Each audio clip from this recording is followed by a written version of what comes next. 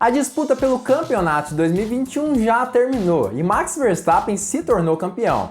Mas ainda assim, muita gente continua falando que o carro da Mercedes estava fora do regulamento. A Red Bull, inclusive, continua dizendo coisas nesse sentido. Claro que eu vou explicar tudo sobre isso agora, na Hora do Piloto. Fala, pilotas! Sou Lucas Camargo, piloto de corrida há 9 anos e o campeonato de 2021 foi o mais quente, com toda certeza, dos últimos 10, 20 anos da Fórmula 1 que a gente tem visto. Esse campeonato foi incrível. Chegaram na última etapa empatados em pontos e tiveram que decidir o campeonato na última volta do último GP. Um campeonato incrível de se assistir, mas ainda assim foi recheado de decisões polêmicas da FIA e acusações mais polêmicas ainda das próprias equipes dentro da Fórmula 1. Mercedes acusava a Red Bull e Red Bull acusava a Mercedes de ilegalidades em seus carros. E até mesmo a Red Bull chegou a dizer em alguns momentos que existiam sim algumas peças fora do regulamento desportivo no carro da Mercedes. Inclusive, na última etapa, o chefe de equipe da equipe austríaca chegou a dizer que o carro foi muito mais eficiente do que o da Red Bull na maior parte do ano, dando a entender alguma coisinha nesse sentido. E Lewis Hamilton resolveu sim averiguar esse assunto, e ele acabou descobrindo qual é a verdade com relação a esse assunto e falou em entrevista de certa forma. Se você quiser saber tudo sobre isso, é importante, claro, que você assista esse vídeo até o final, mas antes eu queria te lembrar de deixar o seu like aqui embaixo, deixar o seu joinha, porque além de gastar pouquíssimo tempo da sua vida, é de graça, então não perde essa oportunidade. Deixa o like aqui embaixo que ajuda demais esse canal a crescer. A Red Bull começou a debater sobre a questão da ilegalidade ou legalidade do carro da Mercedes, principalmente a partir do GP da Turquia de Fórmula 1, onde a equipe alemã demonstrou um dispositivo diferente em seu carro. Um dispositivo que permitia que a suspensão traseira do W12 se abaixasse em altas velocidades. Eu sei, eu já expliquei isso em alguns vídeos, o porquê ele funciona e funciona tão bem. Mas claro que é importante para você também entender melhor o que acontecia no carro da Mercedes. Em altas velocidades, o ar que batia na asa traseira fazia com que a asa traseira se abaixasse um pouquinho mais. Ou seja, quanto mais baixo a asa estava, mais o ar passava direto em relação à asa. Consequentemente, diminuía o arrasto aerodinâmico do W12 da Mercedes, o que fazia com que o carro tivesse velocidades finais mais altas do que os outros carros do grid da Fórmula 1. No início, a Red Bull até chegou a falar e cogitar a possibilidade desse sistema ser ilegal sim no carro da Mercedes. Mas depois de um tempo, a Red Bull continuou analisando, percebendo e acabou se rendendo. E segundo a própria equipe austríaca, era sim um sistema legal e muito eficiente na equipe alemã. Mas ainda assim, mesmo depois dessas acusações, desse burburinho todo, a Red Bull continuou falando do carro da Mercedes. E falando inclusive que havia sim alguma peça que não estava dentro do regulamento. E começou a acusar a Mercedes de utilizar algum tipo de design na asa traseira que corrompia esse regulamento desportivo da Fórmula 1. Aparentemente, Verstappen percebeu algumas marcações na asa traseira da Mercedes. Marcações essas que talvez fizessem algum tipo de referência a algum tipo de flexibilidade a mais que a asa traseira da Mercedes tinha. Flexibilidade essa que havia sido proibida justamente por conta de uma asa flexível da Red Bull, que aparentemente também estava fora do regulamento da Fórmula 1, mas que a Fórmula 1 não conseguia averiguar tão bem assim até o GP da França desse ano. Ou seja, a Mercedes reclamou da asa da Red Bull, mas no final do ano utilizaria ali algum dispositivo parecido com essa asa que a Red Bull utilizou desde os primeiros GPs, principalmente a partir do GP da Espanha. Mas ainda assim, Hamilton acabou investigando esses fatos com os engenheiros da própria Mercedes e os rebateu em uma entrevista a um jornal britânico extremamente famoso, o The Sun. Nesse jornal ele acabou falando sobre as reações de Toto Wolff com Christian Horner, os dois chefes de equipe da Red Bull e da Mercedes. E segundo ele, Toto Wolff em alguns momentos até que foi um pouco irônico com relação a Horner.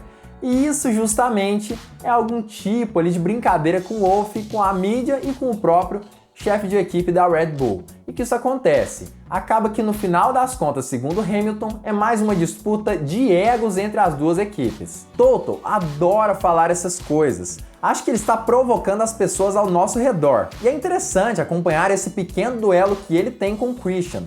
Todos temos nossos egos. E é isso que controla nossas emoções. E realmente, essa disputa entre Wolff e Horner era bem bacana durante todo esse ano. Um espetava aqui, outro ali, e era bem legal mesmo ver esses dois brigando fora das pistas.